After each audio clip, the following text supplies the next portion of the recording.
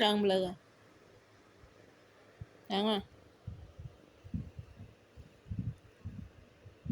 Biết đi sưu lên đó. Đi sưu lần kháng. Nó mấy. Rồi cái lên tên sưu.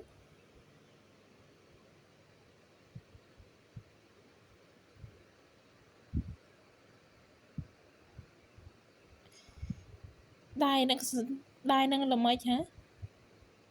Cái nhằm chạp ấy. Đai năng cái nhằm chạp ấy.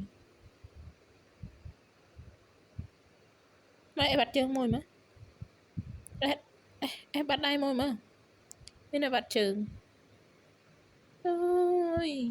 Chưa có trở ra phong nè. Mình đã chưa sợ. Một đai. Một đai môi mà. Một đai môi mà.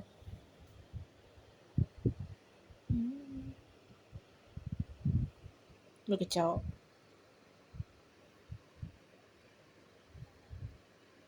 Thì phải đây. Thầy, đai năng mệnh. Ôi. Ê, bây là mạch đai nè.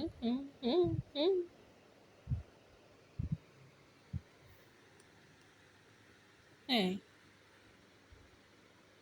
Xong chạp đai tình mà. Chạp đai môi.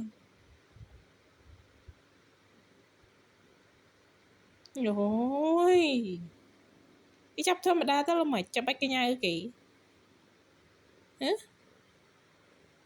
Chắp thôi mà đa tao phải thay chắp bách cái nhai kỹ. Nó không nhô các bạn mầm bà đó hả? Các bạn nó không nhô mầm bà đó. Má.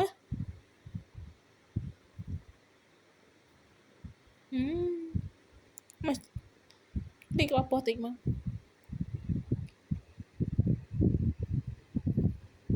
Các bạn bố hay là không yên hông? Nguyên bác bố hông? Cho nên em đã xì rồi. Cho nên em đã xì bắt bác bố à.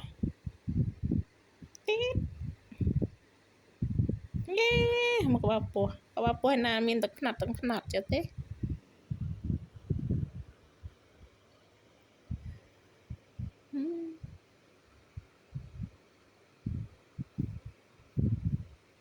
Mà chập đai môi.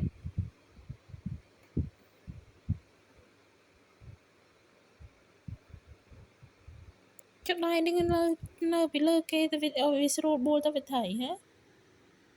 Sưu bố ta phải thầy.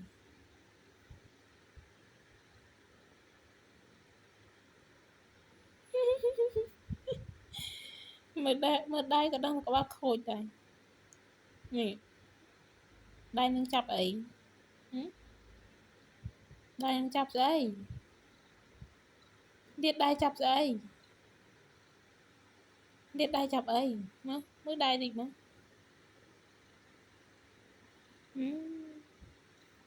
Miền chân tiệt.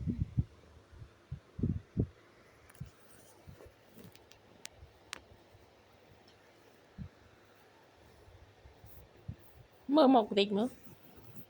Mơ một thằng bà khôi phần nào tịch nữa.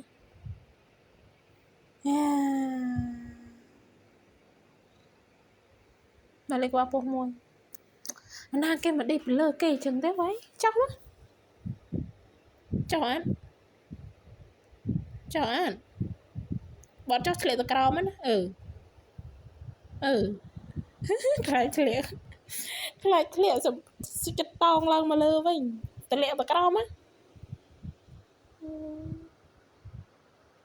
Đây vậy. Ở đây cho tao nè.